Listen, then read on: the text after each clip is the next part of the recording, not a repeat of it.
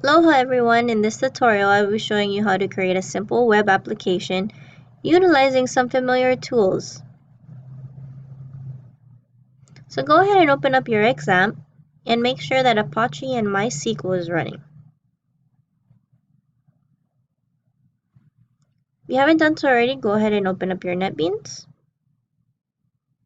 And once you do that, go ahead and open up a browser and go to your local host.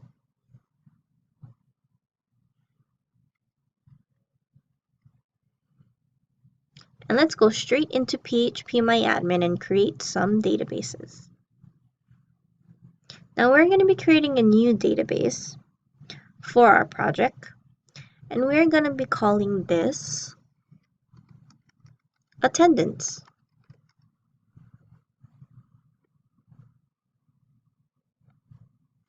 So on our first table, we are going to have students, 2 columns.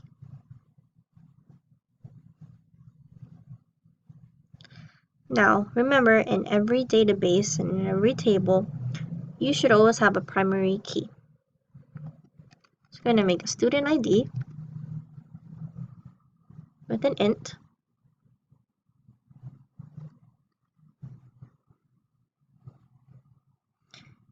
Make sure that your primary key auto increments. It saves a lot of time.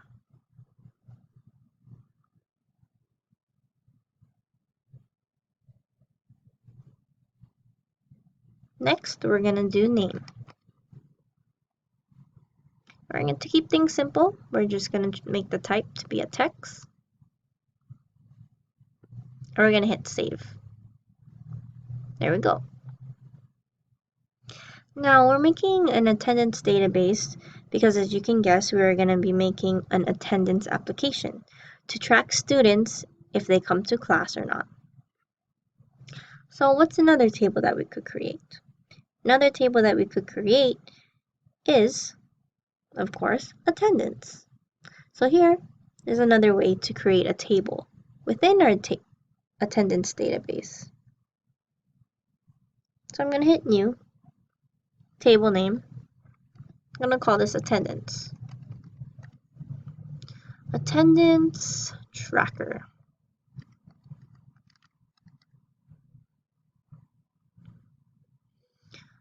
Right now, it automatically gave me 4 columns.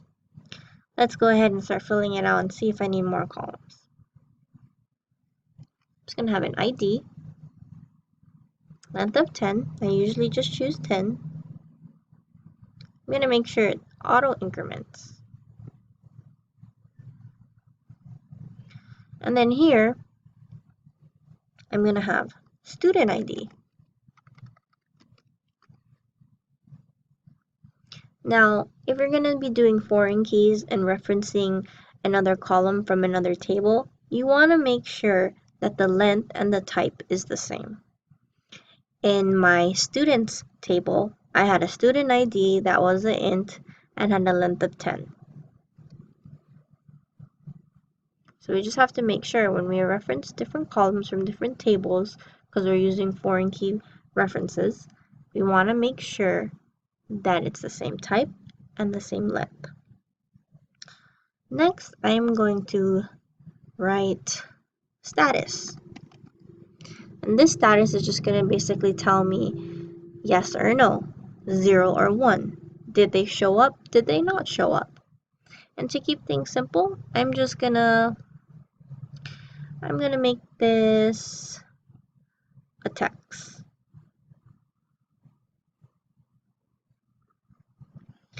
And for the last one, I'm going to choose date.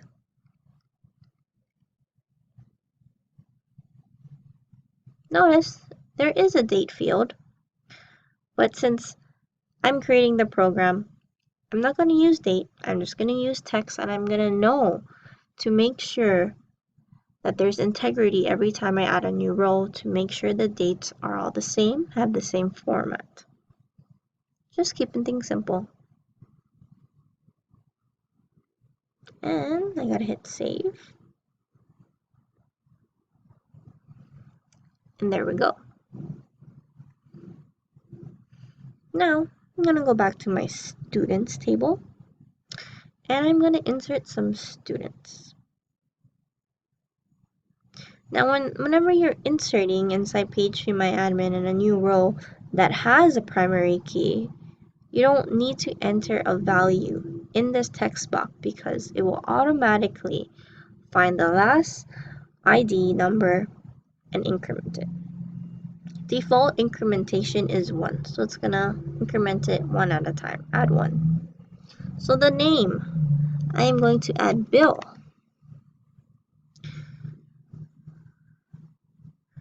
And I'm going to hit go. And notice Bill was added. I'm going to add a little bit more. I'm going to add Joe. And I can add a little bit more here. And let's see. I'm going to do a continue. Maybe I'm going to do 5 more columns. 5 more rows. Oh, and it all used Nancy, but I don't want it all to be Nancy. So now I'm going to use Leanne. And did I have a Bob? Oh, I don't think I had Bobby. Last will be Abe. And I can hit go individually, but that won't help. So I'm going to hit go so that all of it gets inserted. Oh, only 2 rows got inserted. Darn it. That's okay. I think we have enough. So we have 3 students, Bill, Joe, and Nancy. So now if we go back to attendance tracker, and we go to insert, we're going to take attendance. Now we have no web application right now. I'm just doing this through phpMyAdmin just so that we have some data. So ID, this is a primary key. I'm going to leave it blank. But student ID is not the primary key in this table right now, so I need to actually enter a value. Now, going back to my students table, I have 3. 3 is good right now because it's easy for me to remember all the students' ID. Bill is 1, Joe is 2, and Nancy is 3. So 1, 2, and 3. Now I'm taking attendance today, and I'm gonna check if Joe's here. And my status is either going to be a yes or a no.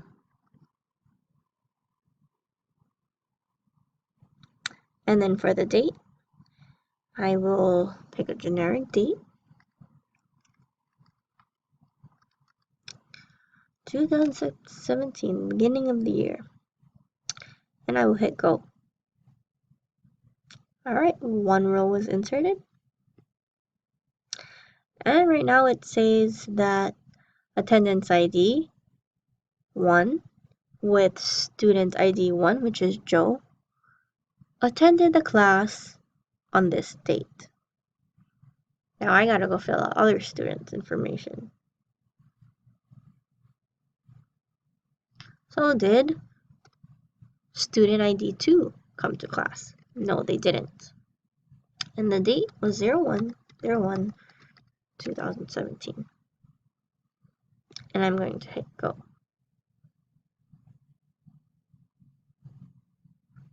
One more student, student number 3. Status, and I'm going to write late. And it was the same date.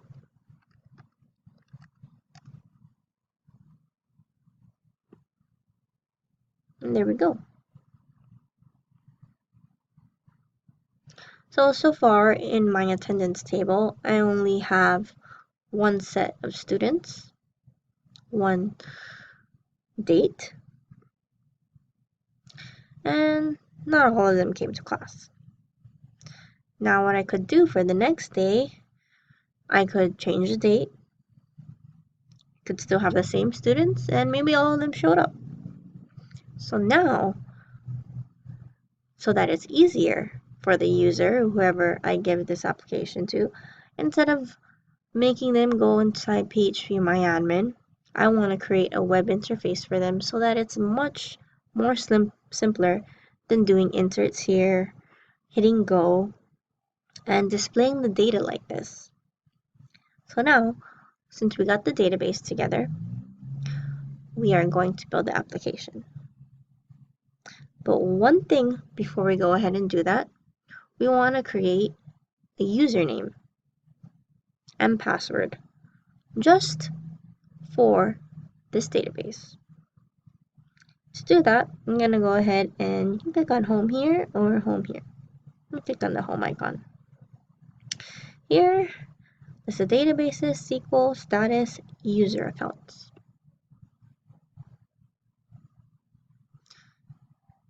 Add a user account. And this username, I'm just going to call it attendance. Host name, I'm not going to use the wildcard, I'm going to be specific. And password will be password.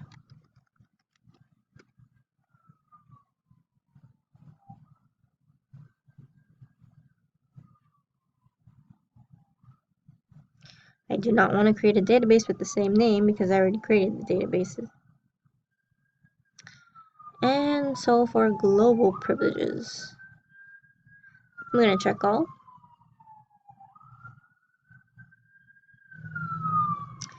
And can't set it to one specific database right now, but I think it's okay.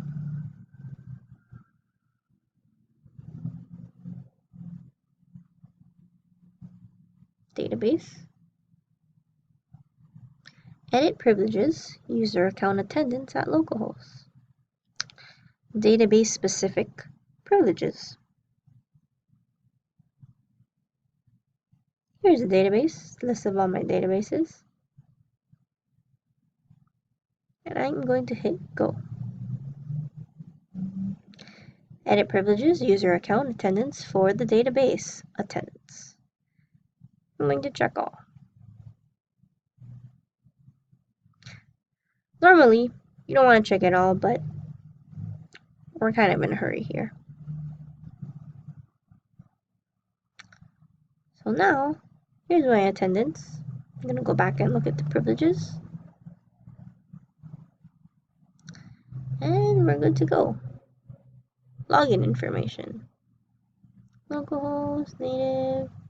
Good. Alright. So now we can start on our application. So go ahead and open up NetBeans. Let's create a brand new project.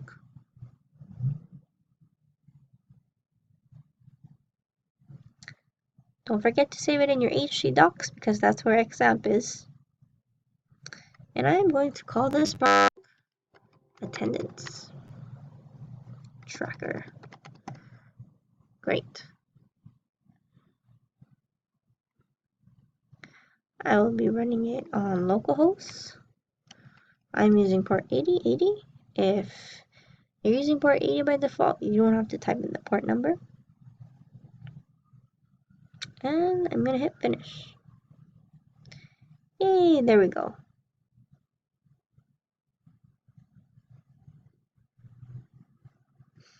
So now, what we can do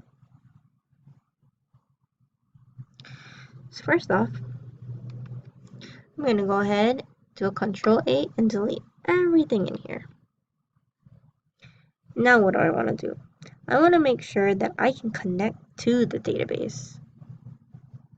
Because if I start building an application and I can't connect to my database, then I won't really be able to have a working code. So now, let me go find my cheat sheet and look for database info. Alright, open up my text file and I have a template for a database connection. I'm going to go ahead and copy it go back to my NetBeans and paste it.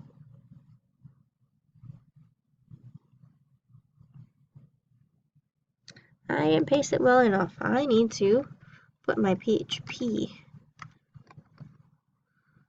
Declare that I'm using PHP code. And now paste it. There you go. And now what I want to do, I want to make the text a little bit smaller. So to do that, different ways to do that, depending if you're on a Windows or a Mac. Tools, options. So basically you just want to find the options menu. Fonts and colors. Font, the size is 24 right now. I'm probably going to go down to 12. See how that looks. It's still a little small, but I think it's a lot better. So now, my code is not formatted nicely. My comments aren't indented correctly. So what could we do here in NetBeans? We could go to source and hit format. And what this does, it will automatically format our code so that it's nice. 90% of the time, it does a good job. Other 10%, you want to go ahead and double check. Alright. Not bad, not bad. Quick save. And here is my database template that I will use. And I will post this template so that it'll be easier for you guys to keep track of. So here, starts out with database variables. Server name is localhost because we're using XAMPP. And the username that we just created is attendance. And password is password. And the DB name is attendance. Great. And here, this line right here, to find out what it's doing, we read the comment above. And it says, this line creates a new connection, object or variable, to use throughout this program. So it's creating a new connection, or a variable object. And I'm calling it connection. So I will use this variable called connection throughout my whole code. And here, it's creating a database connection using heavily used standard called PDO.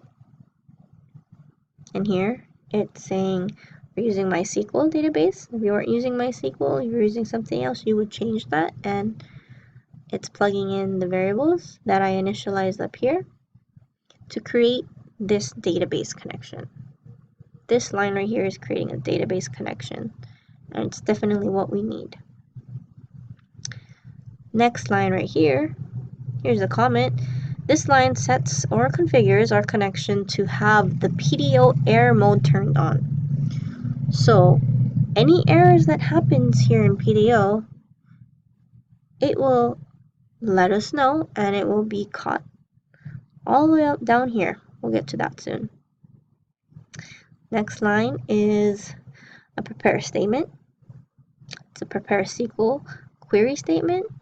We're preparing our query, our MySQL query, in a prepare statement because before we send it off to the database, which did was run the query, we want to make sure things are right. We want to make sure that we added enough duct tape and it doesn't spill and there's nothing bad in it. When you go to the mail and then they ask you, do you have anything flammable, liquids, or any of that?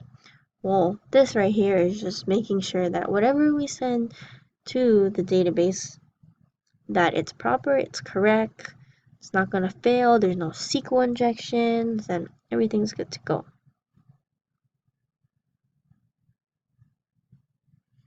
And in here, as an example, I just have an insert statement.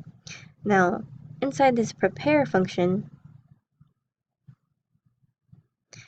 you are going to have your SQL statement. It can be delete, it can be update, anything.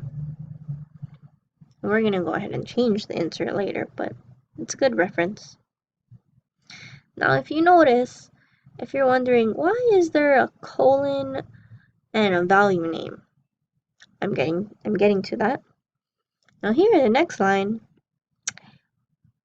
we are binding the values we want into the query.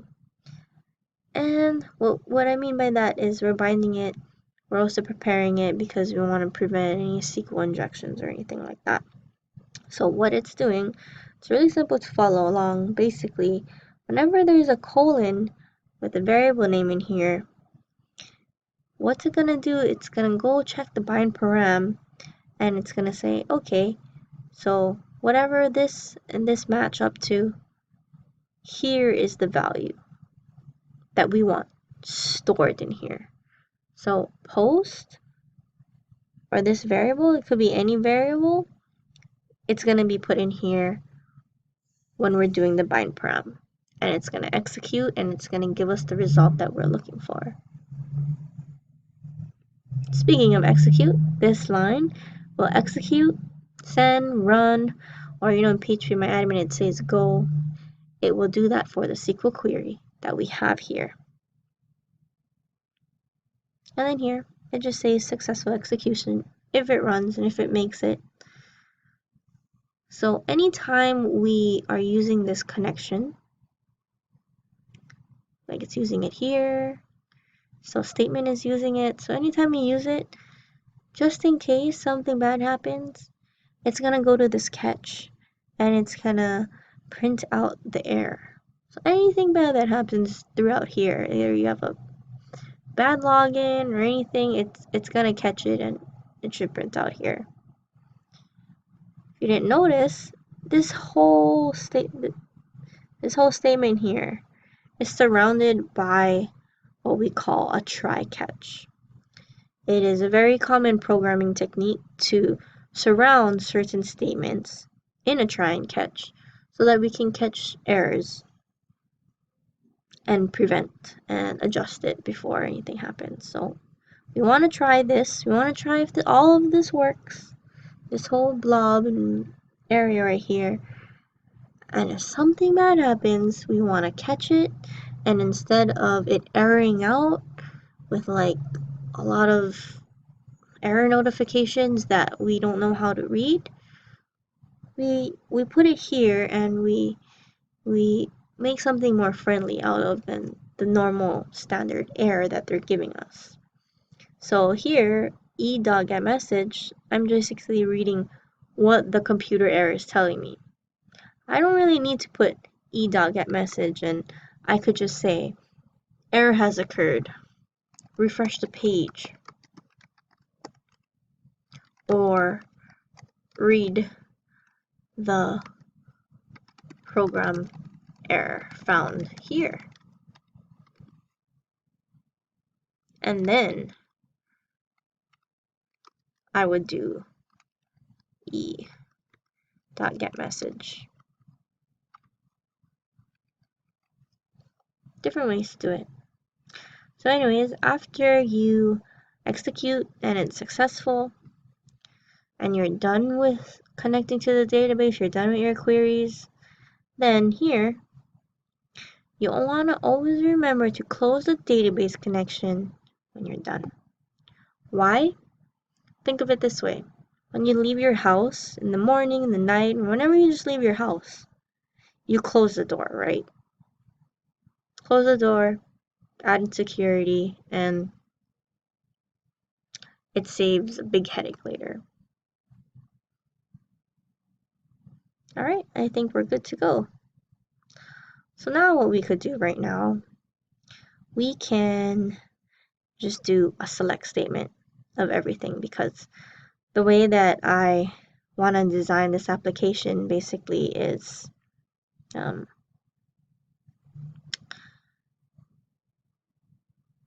I want to have a list of all my students with a date, and I just want maybe like a radio box or something to just check off if they came to that class. So to do that, I need to select all of my students. And how do I select all my students? Well, if you don't really know your SQL query, then you can go here to the SQL tab,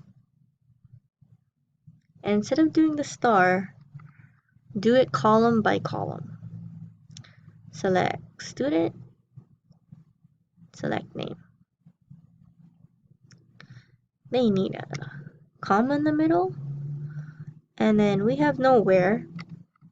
We just want to select this column and this column from our students table.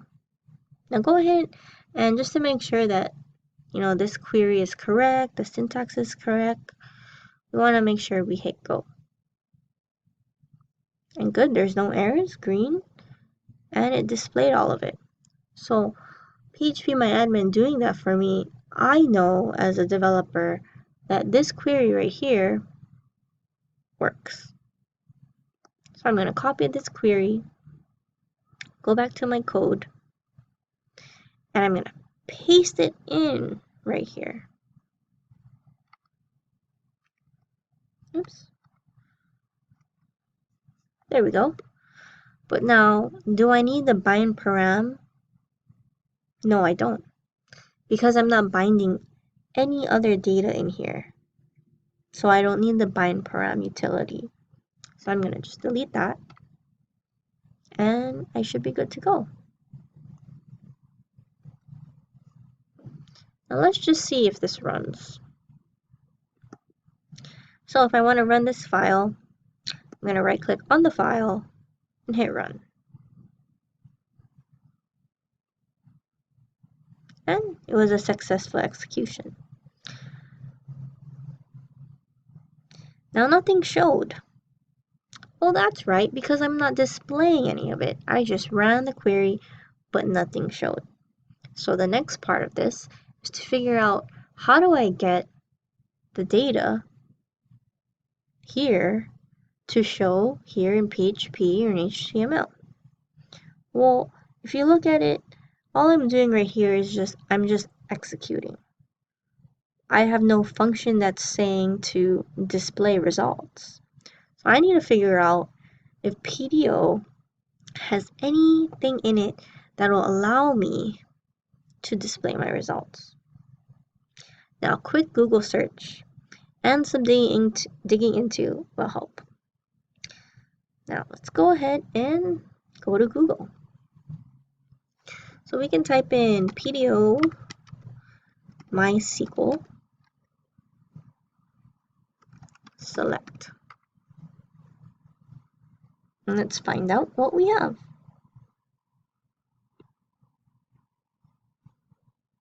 PDO query. Well, here's something.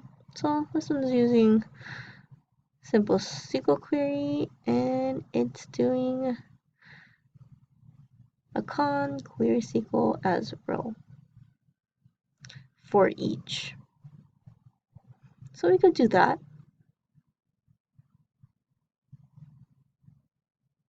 No other examples. Okay. So I'm just going to copy and paste this because we already have this, and now we need something sort of like this.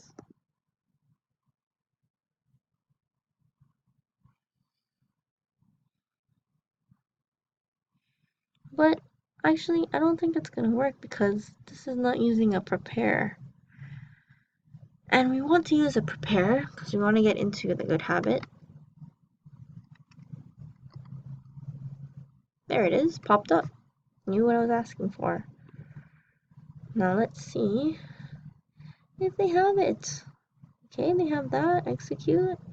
But do you have a select? Oh yes, they do have a select. Fetching data using prepared statement. Statement, execute, array, get name. Array, get name. Row.statement.fetch. Print row. Oh, I think this is it. Let's find out. So after they executed it, they did this. when you copy and paste code, make sure that they're using the same variables as you, and if they're not, then you want to make sure that it is up. Usually when you paste code, it just turns out messy, so don't forget to format your code. Now let's go ahead in here and refresh the page. And look at that, it printed what I needed. Yeah. It's not how I want it to be displayed, but it printed what I needed. Cool. Gave me an array, which is great. And that's what it does. Print R. Print R is a function in PHP that basically prints out an array in this format. Where'd it go? In this format. So see, this is one array, because that's one row. This is another array, a second row, and a third array. Print R is that's friendly, but I don't want to use print R. I just want to print it out nicely. So what we could do, we could say echo row, and then the column name is student ID, and let's see how that prints out. It might not print out nicely, and we will find out why. It just printed 1, 2, 3. It's like 123. No, that's not what I want. It didn't have like any spacings added at all. So what we could do, we could echo something else. Now remember in HTML of the break tag, we can echo HTML so that it forms a break tag. Oh, let's go to Chrome. Alright. Now, there we go. See, now it's nice and formatted. Great. Alright, so we don't just want student ID, we also want, other things. We want the name of the student. So here I'm gonna continue on here because I kind of want it like in a table format. Here, I'm just gonna create a space because I want a space in between, and you'll see that soon. And then we're gonna access the array because whenever we do a fetch from our statement that just got executed, it's returning an array for each row. So we're accessing the array basically, and basically when they made the array, they took the column names and it helped us out that way, so we're familiar what the array has in store for us. So we reference it that way. Alright, now when we echo, before you run it, usually what I like to do is I tell my students, like, what do you think this line will look like when you run it? Now, is it going to have the spaces? Because a lot of people, even myself sometimes, I forget to put the space in between, so then it looks like one big pile of mess a little bit. So don't forget to add the space because formatting and eye appeal is important. So here, right now, it just shows all the student ID numbers. I'm gonna add a space and have the student name. There we go. It looks great.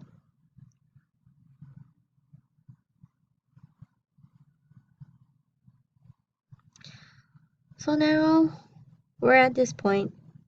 Successful execution. We probably don't need that right now. I'm gonna go ahead and take out successful execution, and I'm gonna start building and styling up my page.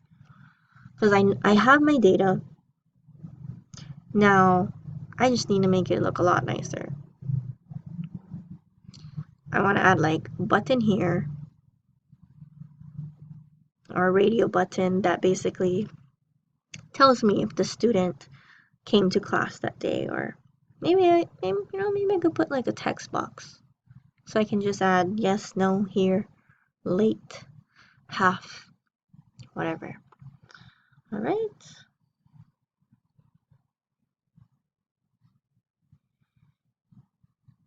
Here, put a space.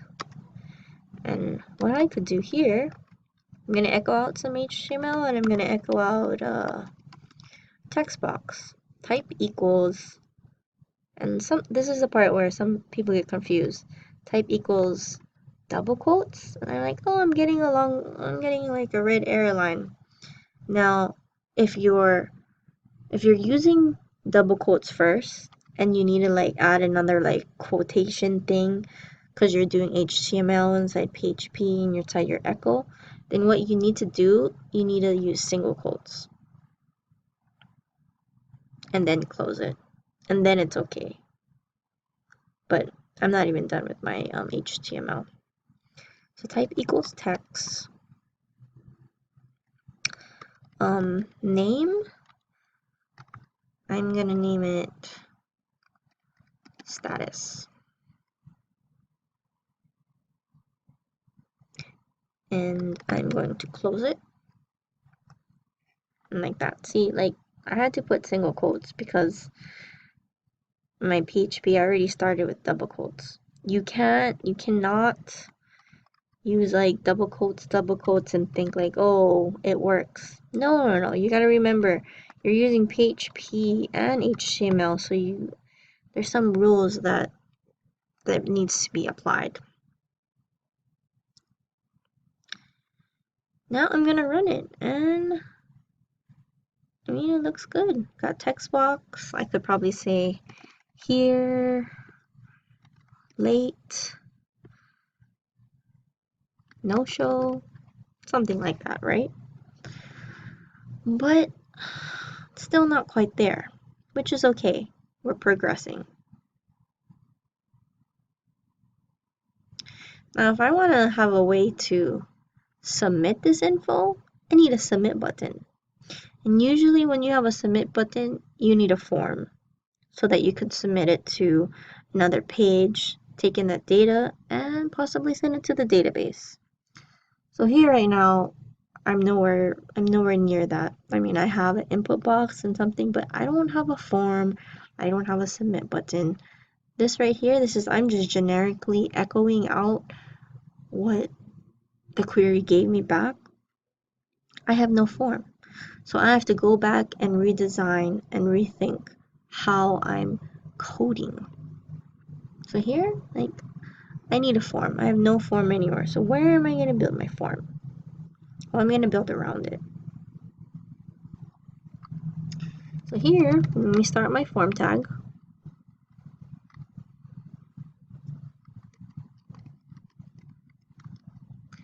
Here's my form tag, and I will close my form tag on the bottom.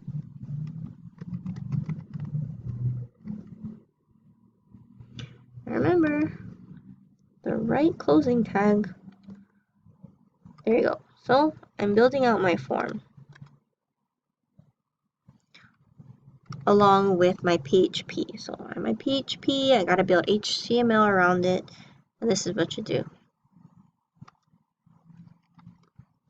And then my type,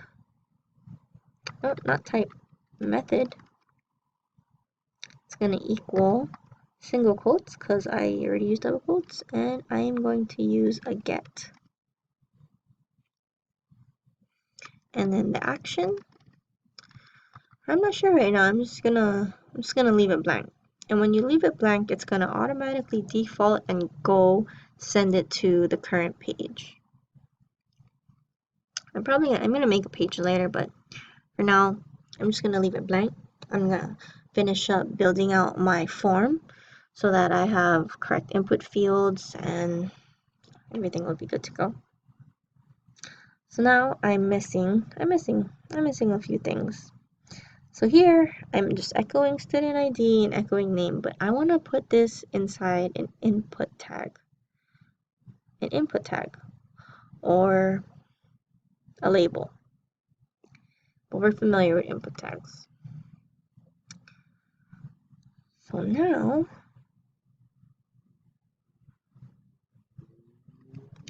There's different ways to do this. Oops, echo. All we really need to send back to, let's go back to phpMyAdmin, because our goal is to insert data inside this attendance tracker database. And all we really need to send in is the student ID, status, and the date. We already got an input tag for status and not student ID. And date will be easy, but so we need to figure out what we're going to do with student ID. Student ID, we really don't need to send back the name, but we need to send back student ID. So here's a nice little trick. Input type equals hidden,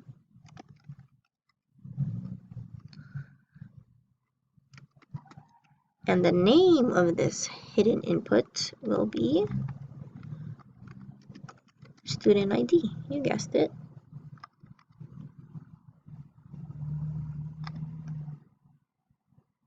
So I'll still get to display everything and have my input box. And I need a submit. One bad thing though, look at me, I put my echo form, my closing tag, inside my while loop. That is a big no-no. It needs to be outside because I don't want it to loop the ending form tag each time it's going through the select statement. So good catch. There we go. And I need a submit button. Don't put your submit button in the while loop because you're going to have like however many rows is supposed to be returned. You don't want that many submit buttons. Input type equals single quotes submit.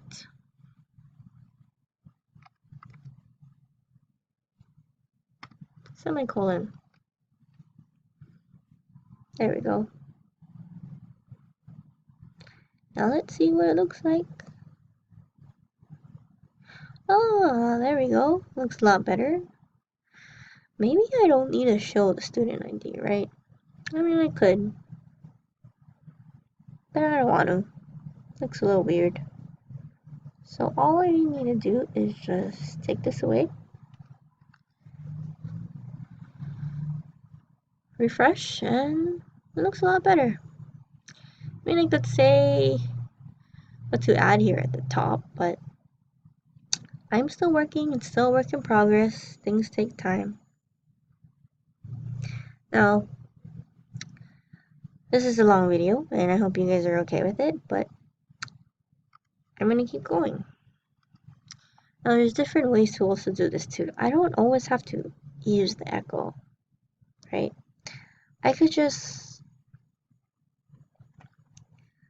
what if I just wanted to use HTML and I didn't want to always echo everything because I'm getting confused with the single quotes, double quotes. So what you could do, you could just paste it, but not like that. Remember, you're still inside PHP. So if you want to escape the PHP world, you can close it and reopen it, because we have one here at the end. And when you do that, now you can just paste your HTML there. Just do a source format, see if anything happens, and voila. You have PHP code all the way in here. You closed it, so you can just straight out just use HTML. If I wanted to do it here, then I would have to close my PHP tag there and keep track of basically my opening and closing PHP. You might want to do that, you might not. It's up to you. But basically, it looks the same. Now, I don't want to do that because I don't want to have to keep track of everything. So, I'm going to put it back the way it was. And I'm just going to keep everything inside PHP. It's just simpler for me. For you, if you want to change it up, then it's totally up to you and it's fine. So I'm almost there. Now, I probably should put the date at the top, like a date text box. But I don't want to put it in the while loop because I don't want it to spit out the date so many times. So I'm going to put it right here, right before the while loop. Do an echo. I'll show you how to use single, like if you use single quotes at first, then you could use double quotes inside the middle. Input type equals, see, double quotes, text. Name. You're always gonna need a name whenever you're like dealing with forms and you're gonna like send it somewhere, because the name is gonna be the name of the value of your get, your post, or what, yeah, your get and your post basically. So it knows, so the server knows like what it's looking for, what it can reference back to. So you gotta put a name in your input text. Otherwise, if you don't have a name, your data is just gonna end up in space somewhere and it's not gonna be useful. Name, this is going to be date.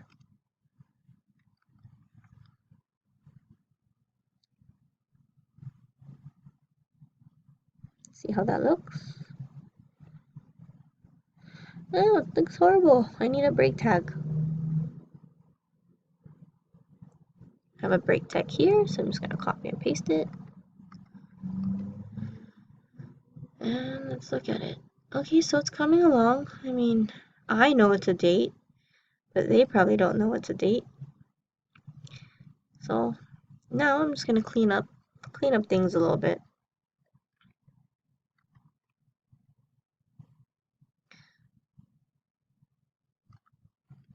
So I'm gonna use 2 break tags and maybe another break tag here for the submit. And let's look at it. Yeah, it's looking better. Now you could just write date here and do it that way. Date. Or there's an attribute inside the input tag that's called placeholder. And we're all familiar with this. Enter date of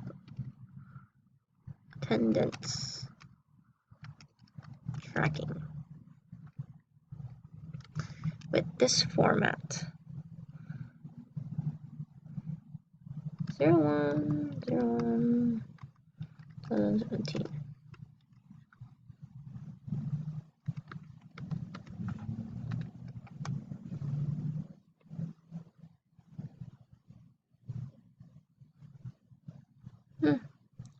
Wasn't long enough. So I could either change the width of this, or I'm just gonna make it smaller. I'll show you guys how to change the, no, I'll just make it smaller. Enter date.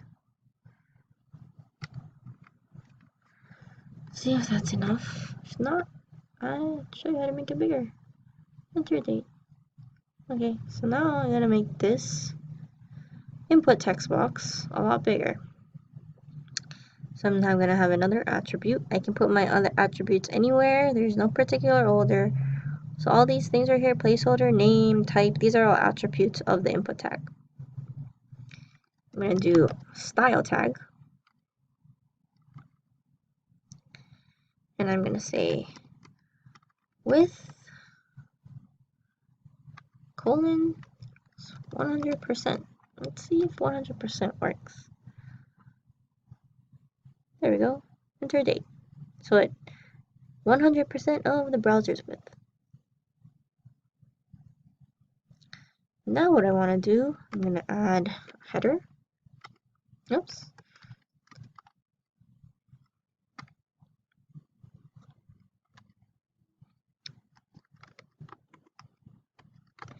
H1 I'm gonna say attendance tracker. See how that looks now. Alright, attendance tracker, enter the date, students. Yeah, guess I could add students too.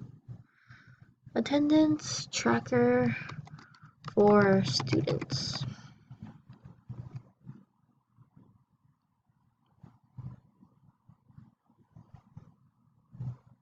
Enter date. Yeah. Now, I think on a better application, radio boxes would be a lot better. But for now, let's just see if this works. Which it should work. Enter the date. 01/02/2018, during the next day. I'm gonna say yes, yes, and then yes. So I'm gonna submit the query.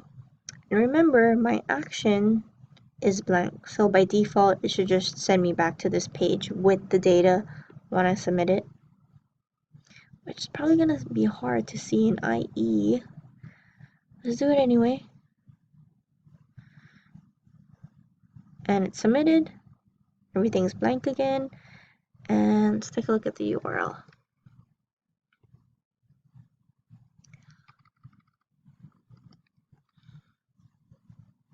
So index, question mark, the date, student ID. Huh, it didn't send student ID. Oh, student ID is sending it twice, but it's not getting student ID. I forgot to add student ID for the value. It just sent the status for each student. Got it. Go back to the code and input type hidden student ID, and the value is going to equal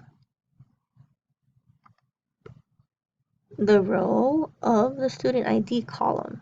Copy and paste this here. Put it in here. Oh, I can't add the name because of the whole double quotes thing.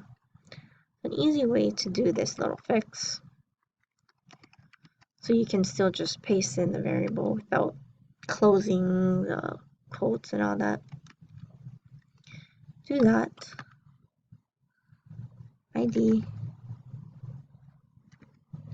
And now you can just use the variable, paste it inside the value, and good to go.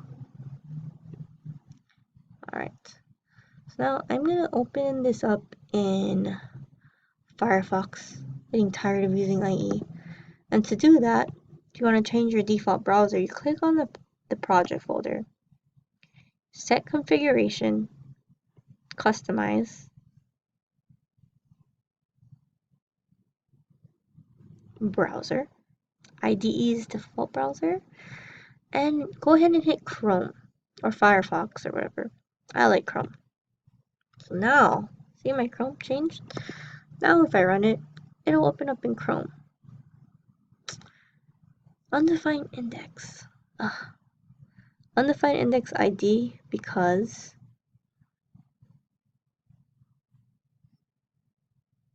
it's not there yet. That's annoying.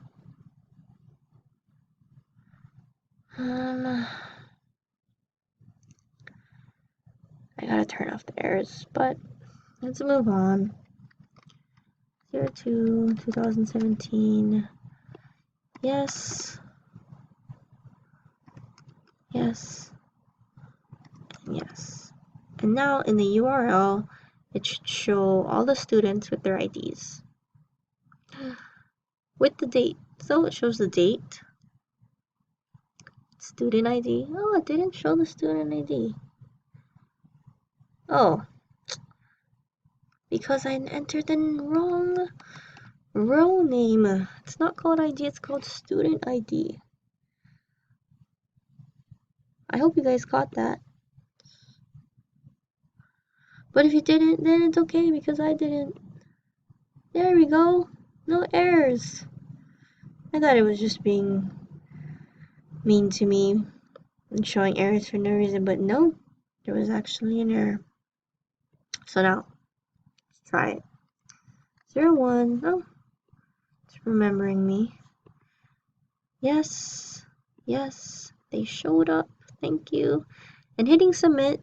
Remember, I have no action. I have no URL in my action, so it's going to take me to the same page. I'm going to hit submit. And finally, I got my dates. I got the first student ID, which is 1. And the status for the student ID 1 is yes. Student ID 2, yes. Student ID 3, yes. Great. So we're getting the values. We're almost there. Now what we want is to have an insert statement, but I don't want to do it on this page. So I'm going to create a new page that says new PHP file. PHP file versus PHP web page. The web page is just going to give me all the HTML tags with the PHP inside, but I don't want that. So I'm just going to say add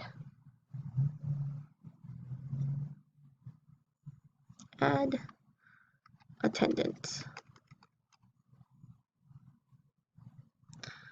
Alright, so close up my PHP, and what am I going to do here? I am going to go back to my database template, and I'm going to copy and paste all of this because I'm going to need it. Oops. Copy, paste, Control C, paste it right along in here. Format it to make sure things look nice, and here I go again. I'm going to start over. So there's different ways to do this. You can basically, if you have this template and you notice you're reusing code a lot, you can put it in a separate file and you can do an includes, but for now, let's just keep it simple. Let's make sure things work, and then we'll always go back to readjust and readjust one step at a time. Don't get caught up in organizing and being efficient yet. Let's just make sure things work. And then we'll go back and adjust, just like how I was doing here at the index page. First, I made sure I was connected, made sure it worked. I tried to figure out how do I print all of these values, and then slowly realized, oh yeah, I need a form, and I slowly added it. So just same like here, it's very repetitive, but the more practice, then the more better we're at.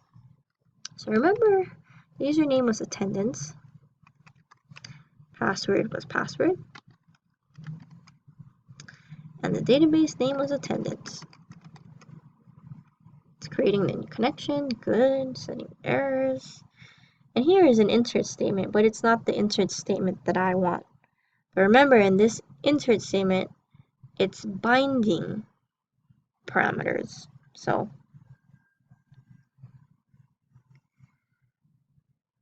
I'm going to need the colon whenever I want to insert something in. And then I'm going to need this bind param so I know what to put in.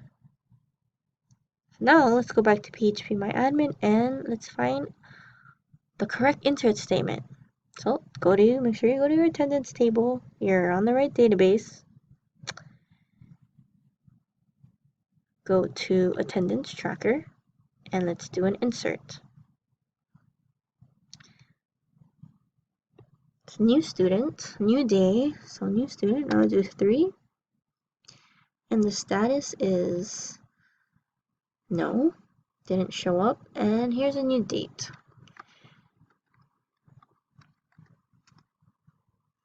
I'm gonna hit go. And there we go, it ran successfully. I'm gonna copy and paste what they have here, or you can copy and paste it here. Copy and paste it. Copy and I'm going to add it here in between the double quotes. And I have to remember, I have to put a colon in the variable name because I'm going to be using the bind param. Let's copy and paste it. Let's take out the semicolon here. And now let's adjust what we just pasted. We want to insert into this table on these columns, ID, student ID, status, and date with these values. Null, we can leave null there. And with 3, we're not going to put 3, we're going to put colon student ID. You can name whatever this one. You can name it ID for short or something, but so instead of no, we're gonna put status, and instead of that date, we're gonna get the date up from above and put it in. Alright, so this is inserting one row at a time. Keep that in mind. So there's 3 bind params that we're going to be using. Let me set that up. 1, 2, 3. And remember, it's called student ID, status, and date. Student ID, status, and date. Student ID, status, and date. Now these values are not right. I am not trying to get the values from a post called first name. I'm gonna get it from a get called student ID. And to get the name, it's basically the name is right here. Student ID, or the name status, or the name date, because of these input tags. And just to remember, I put this type hidden because I didn't want to show it on the front page, so I want to hide it. So now add attendance. So instead of a post, well, first of all, it's not even going to be a post. I'm using a get.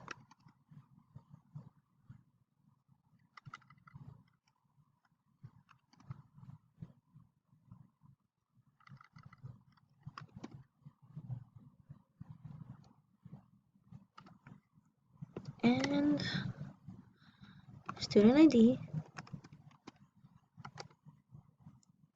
status, and date. Now notice it can be very hard if you don't have consistent names, and you'd be like, oh, what if you did underscore? Well, then you have to make sure that it's the same as the name value here. So keep that in mind. Alright, so we got an insert for one row with the first value of the get student ID and the get status and the get date. And then I'm gonna run it, and then it's gonna say successful execution if it was successful, and if not, it's gonna tell me my error. And after I'm done with it, I'm gonna close the connection. Now notice, I'm only inserting one row at a time right now. But remember, in the URL that we had, it has multiple student IDs. How am I gonna get it? Is it gonna just magically all get stuffed into here and insert? No, it's not. There's a way to do it, and we'll get to that. But remember, one step at a time, and let's first just get the first value. Let's just get the first values, and then we'll figure it out. All right? So now I'm going to go back to my index, because I don't want to just run this. If I run this right now, I'm going to get an error. It's going to say integrity constraint violation. Column student ID cannot be null. That's basically, I was trying to run this insert statement, and there's no values right now because I didn't send it any. Because remember, it's going to come from this index page. this action is blank. So I want to point it to this web page called add attendance. And where is add attendance? It's currently in this directory, in the same directory as the index file. So remember about file paths. That means current directory and add attendance.php. It's a good habit to add the / to tell them that you're in the current directory, but by default, it always just checks for that it's in the current directory, just by default. But it's good practice to add the / so people are just more aware. So now, if I right click on this, run file, I'm running the right file, I'm running index, not add attendance because there's nothing in there, add attendance. I'm going to enter the date.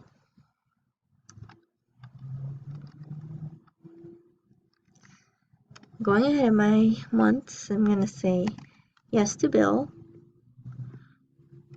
no to Joe, and no to Nancy. Only Bill showed up. So I'm going to hit submit, and it's going to take me to my action URL, which is going to take me where I could add attendance for these students. I'm going to hit submit, and hopefully I get a message that says it was successful. Yay, successful execution. Let's go back to phpMyAdmin. Let's go to our attendance tracker table.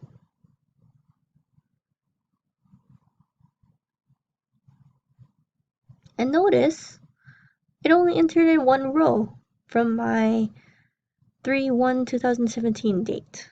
It didn't enter any of those two other students. Why?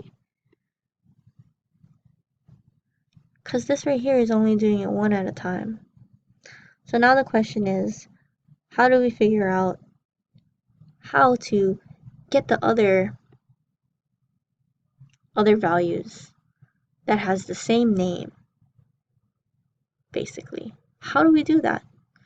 Now, if we did it one at a time, we submit one at a time, then it would work. But what we want to submit all of them once instead of having a submit button here, a submit button here, a submit button here. We want to do it all once. But see the dilemma?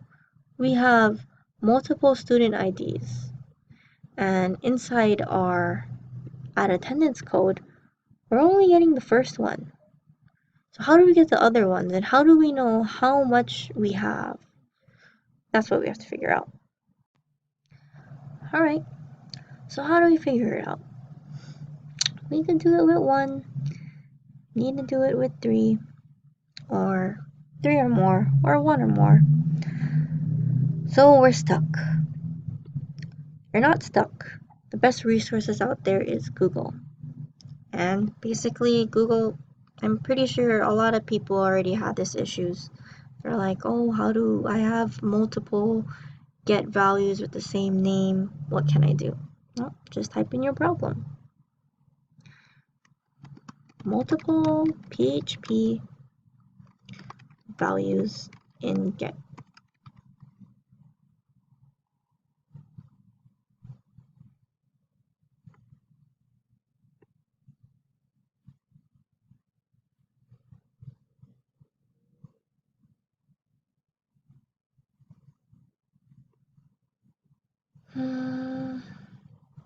This doesn't look like a good one. Passing multiple variables to another page in URL.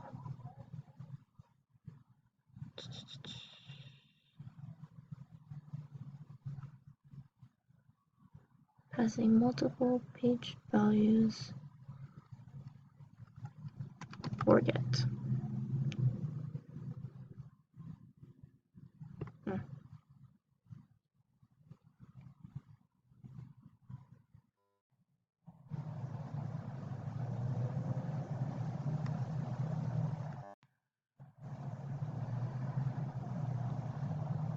Get in PHP for variable with multiple values.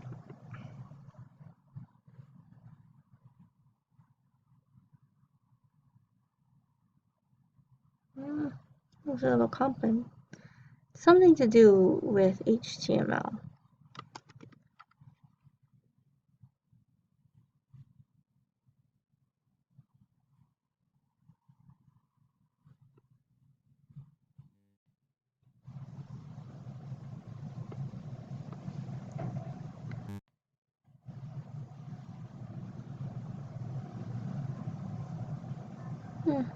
Not showing up.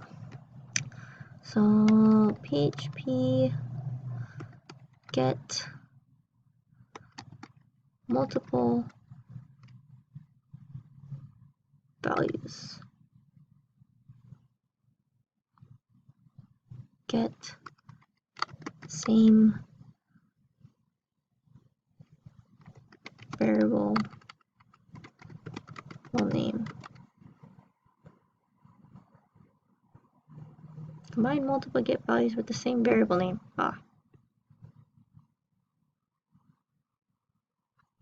Nope.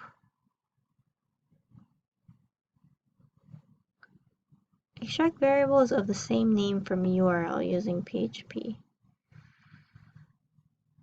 I want HTML.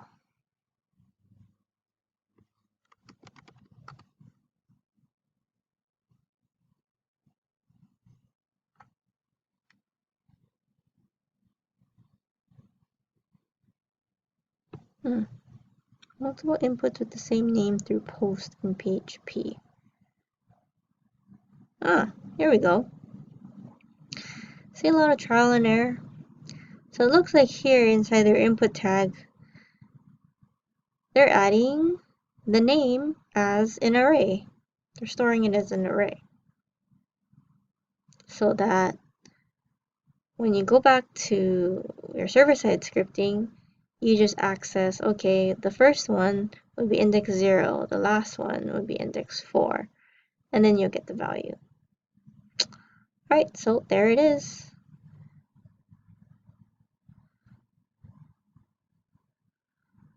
And here, the name, we get multiple student IDs, and we have multiple statuses. Do we have multiple dates? No, we don't. We can use the same date over and over.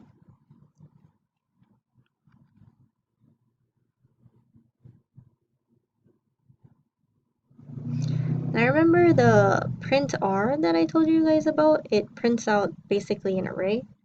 So when it comes to this page, let's print the array for the get student ID, because now it's going to return us back an array through the URL. Now let's see what happens with that. Alright, enter date. Yes. Now we did it for both student ID and the status.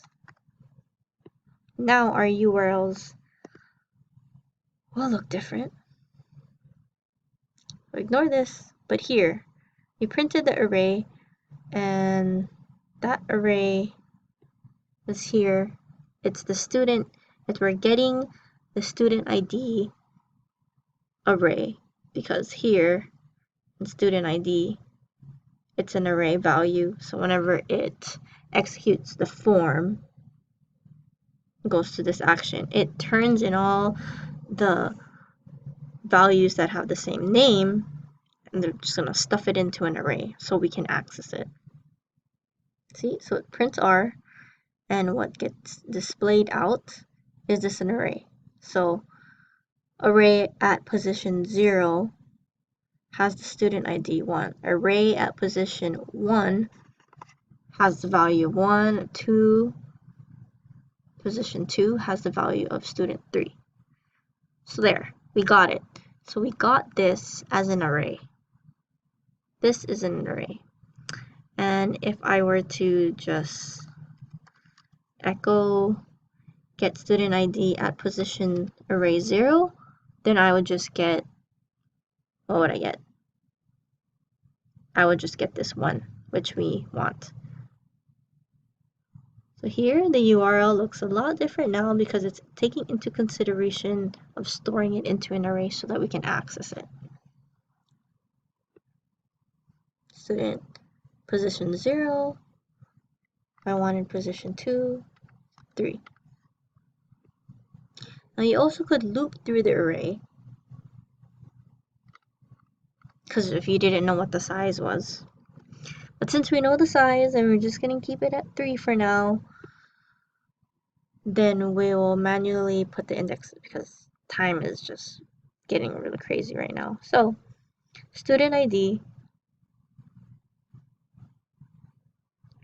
we can't bind an array. It's going to give us an error, which it was giving an error here. Array to string conversion. We can't do that, so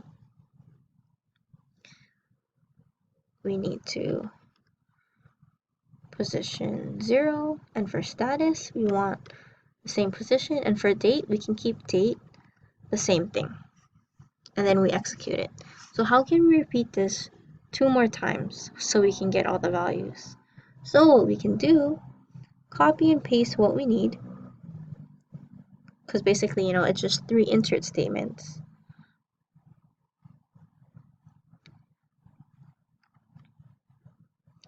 One, second one.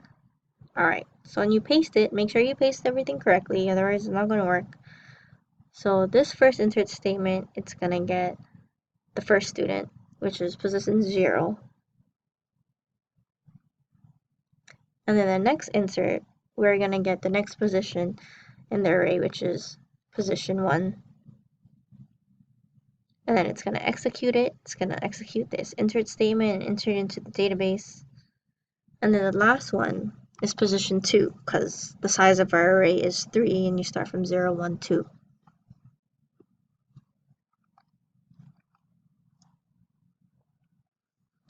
And then it's going to execute it, and it's going to say successful execution. Now, anytime, remember, anytime at all inside of our try, anytime at all, if there's an error at all, if we copied and pasted wrong or had syntax errors, then it will say that something happened. And remember, at the end, always close the connection if we're done. So hopefully now this works, because we turn the variables that we were using more than once into an array, and now we can access it. Here it's fetching the select statement, and we know that there's only 3 students, so we know it's going to be 3. If it was more, then we'd have a big problem here, and it wouldn't get all the data because it would output a lot more students in the class. So, but for now, let's run it. Let's see what happens. Does all 3 get inserted? And if it does, then great. Then we can eventually put this insert statement into a loop. We can count what the size or the length of the array is and loop it that way and increment the index that way. So let's go back,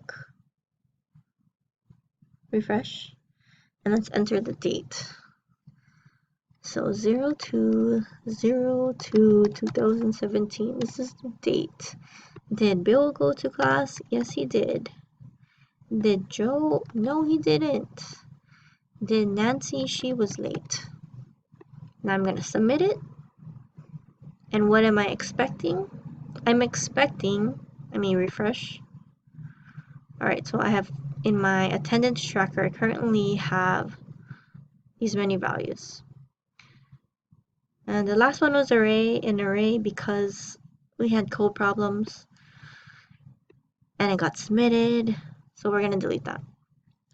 So the last ID is 9, and we're hoping to get 3 more rows in. So 9 plus 3 is 12. So hopefully our last ID for attendance tracker is 12 with the different student IDs that have the same date. All right, so this is what we have so far.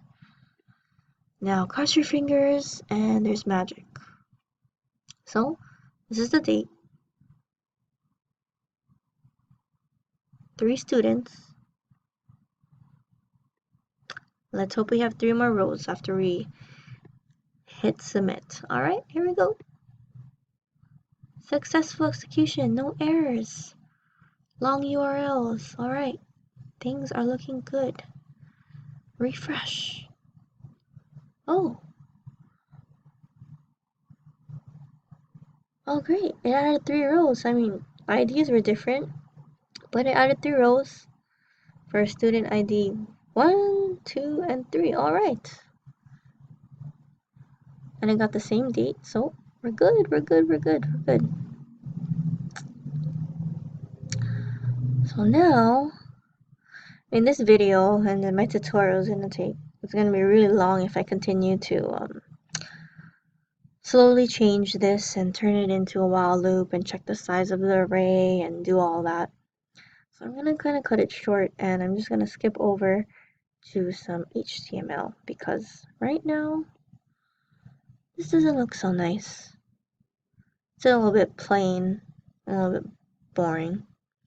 We did kind of do some CSS. We did inline styling for this text box right here so that the width was 100% because the placeholder was too small. So now we can add a little bit more CSS, and I will show you how to do a little bit of CSS here in this tutorial.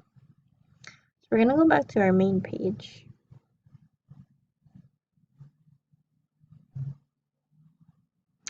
And here,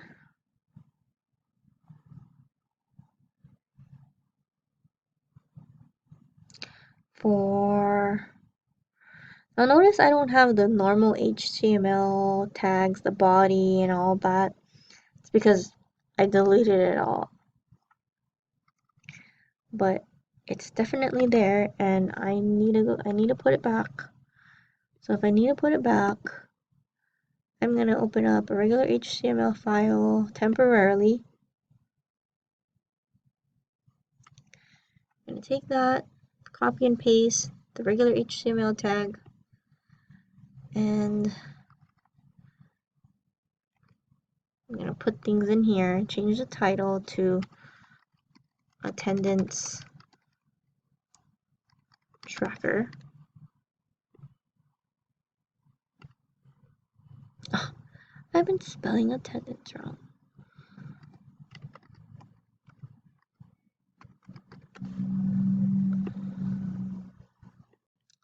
Hello. Oh, too lazy to change all that. Oh, it's alright.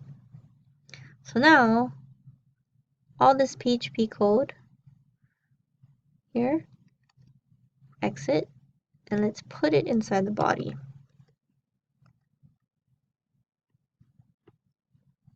Hit format, and now I don't need this HTML file. Discard it. I'm going to delete it. I just used it. And now, it looks like a better page. Now to add styling. Different ways to do it. There's inline, external, and embedded. Now, I'm going to do the styling inside the head tag. And to do that, you need a style tag. And here, to do styling, I'm going to assume that you already know how to do it, but this is where you can do it. I want to change the background color of basically the body, because right now it's all white.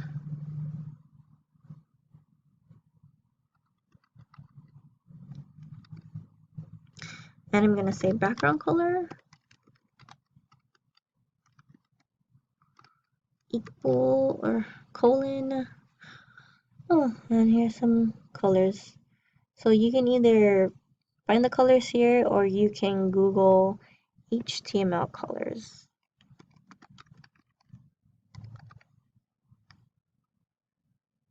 If you go in here, W3 School is very helpful, and you can type in the color name or the hex. Normally we type in the hex because it's more standard. But here, I'm gonna have this color. I like it. It's not so white. It's not so dark like this black. So I'm gonna do that. And then go back to the page. Refresh it. And there you go. Change the background color. And I am sorry, I'm misspelling things. No one said anything. But yeah. So, if you misspell something or you add an extra space in your name and you need to change it, to do that, right click, rename, hit OK, name change, but NetBeans isn't too smart enough to change everything. So you gotta remember. So, doing good. Do I want to change the DB name? Yeah, sure. I'll show you guys how to change the DB name. Good practice. I make mistakes too. Alright, so if I'm going to change this table name and the DB name, I gotta remember to change it in my code too. So, good practice. So how do I change the table name? Let's try to go to more, because I don't see anything that'll help me here that'll change the name, so I gotta go more. Privileges? No. Operations? I think so. Rename table to attendance tracker. And here, hit the go here. Table attendance tracker has been renamed. Now let's go back to the database. Let's change database. Operational operations right there. Create table? No. Rename database to attendance. Adjust privileges so that the user goes to the right one. Create database attendance drop attendance table? No. I just want to rename it.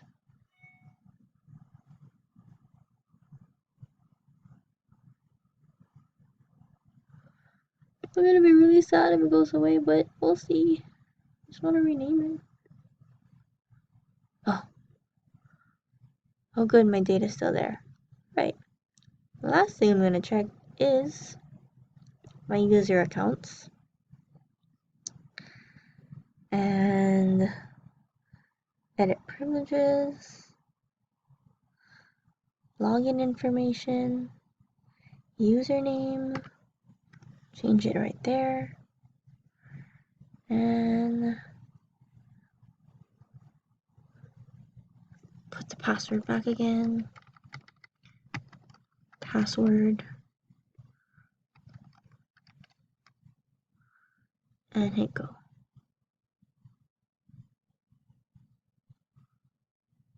Database information. Alright, so it still knows the right database, and I think we're good to go. Now, changing all the names, renaming, that can suck. And I suck because I misspelled attendance.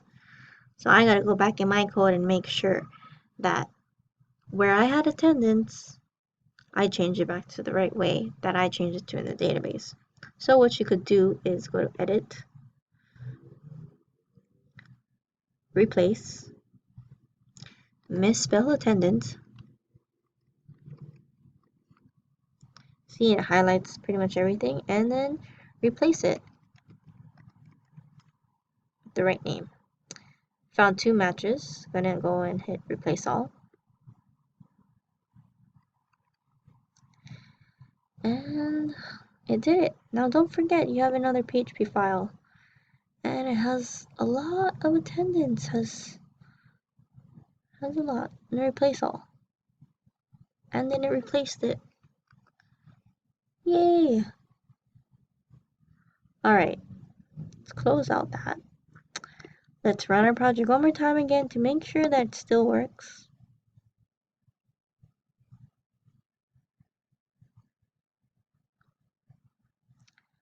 Choose a different date. I'm going to say no, they didn't come because the teacher can't even spell, so they thought it wasn't worth going.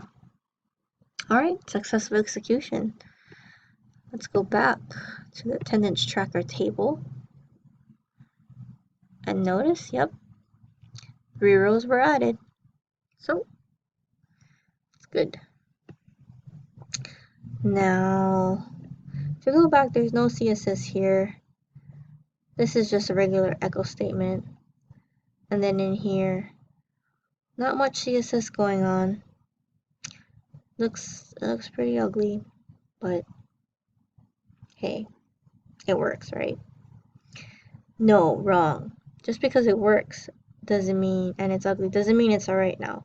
We're learning CSS, and it is your job to make this look nice and your future projects look nice.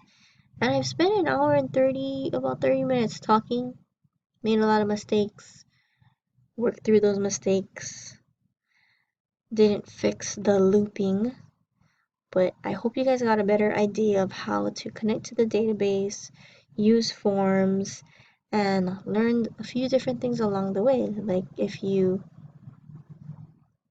have multiple input names that are the same and you're trying to post it or get it to another page, what we got to do is we got to make that into an array. And what we also learned is Google is your friend, and usually the issue that you're having, you can Google it and try to find it. And it's going to take a lot of time, yes, and if I'm not there to show you like, oh yeah, that's the right URL that you have to go to. It takes a lot of time. It's all part of the learning process, and that's how you get better at this. And don't feel bad if it takes you really long to do and everything. I mean, just remember, me as your teacher, I'm still making mistakes. I still need to Google it because I don't remember it fully all the time. But one thing that I want you guys to get out of this class is know how to do research, know how to find the answers you're looking for. Don't always just rely on me to give you the code to do certain things. You have to learn how to do it yourself. And I'm hoping that you get into the habit, because your next career move or next job, the best thing that they're looking for is problem solving skills and learning how to solve a problem without someone telling you how to solve the problem, because usually the other person that you're asking probably doesn't know. Like me, I don't know all the time. I need to look it up. A good quality for someone is knowing how to solve problems, knowing how to do research, and teaching others how to do it. So I hope you guys learned some things, and I hope you make this page a lot nicer than it is with your new CSS skills. And I hope this gave you more practice on PHP, database creations, renaming things, making sure things are aligned with your source format, the errors out, trying to understand what the errors mean, thinking that, oh, maybe I'll ignore it, and then realizing later, oh, it was an error I shouldn't have ignored. Knowing how to fetch all in your select statement and then looping through the values, starting small, just doing simple echoes, and then slowly building away, and slowly doing things piece by piece. Don't forget to close your data connection. And notice there's a lot of repetitive code, but that's okay because we're all still beginning. The main point that you need to take out is start small, really start small and build your way up, because don't expect to know how to code something and it works all the time and produce something pretty. That's not where we're at right now. We're learning the basics and we're starting slow, and this is where I want all of you guys to be, knowing how to connect to the database, use connection, use forms, use gets, knowing how to solve things that I didn't teach you, trying to figure out how to do it. This is the level that I want all of you guys to be at the same page at. Some of you are not all here, some of you are above, some are you're still catching up, but this is where I want it. I mean, it's not fully pretty, it's not so readable, user-friendly, but it's at a point that I need you guys to get at so that we can keep building and doing baby steps and eventually make cleaner code, readable code. And yeah, I mean, I was talking for about an hour and 35 minutes, and as you can see, it can take long, but doing it by baby steps instead of trying to tackling it all at once, you're probably going to run into errors and it's going to be harder to find things. So one step at a time. Hope you guys enjoyed this video. Send me some feedback. It's a very long video. Usually, making long videos when I was teaching an online class, sometimes it would be 3 hours. So you guys are lucky. It's just an hour and like 36 minutes. Oh God. All right. So I'm gonna leave it. I'm gonna leave it at that. Hope this works. Hope your code's working. If you're trying out this project and it's not working for some reason, and you're like spending an hour or 3 hours figuring out why, shoot me an email and I'll help you. All right. Thank you.